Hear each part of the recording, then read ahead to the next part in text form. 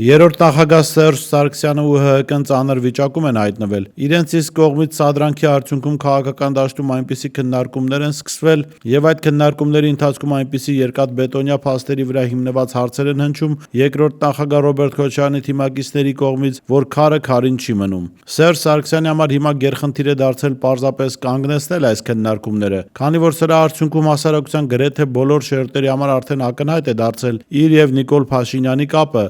2018 թվականին իր կողմից իշխանության հանձնելու փաստը, չնայած եղած տարբերակներին։ Քննարկումը երրորդ նախագահը չի կարողանում կանգնեցնել պայմանավորվածությամբ, սրա մասին են վկայում շարունակվող օբյեկտիվ հարցադրումները։ Հենց սա է պատճառը, որ ՀՀԿ-ում քֆուրչիների եւ ֆեյք քշողների զորահավաք է հայտարարվել։ Կապ են հաստատել անգամ այնպիսի քարոզչական գործիքների հետ, որոնց վաղուց չէին ֆինանսավորում եւ խոստացել են վերականգնել ֆինանսավորումը։ Բոլորի առաջ մեկ խնդիր է դրված՝ հայհոյել, զրպարտել, պիտակավորել բոլոր նրանց, ովքեր փաստարկված հարցեր կտան Սերժ Սարգսյանին։ Քֆուրչիների ու ֆեյք քշողներին ասվել է, որ շեֆը հետևում է եւ ամենաջանասերները առանձին կպարգեւատրվեն։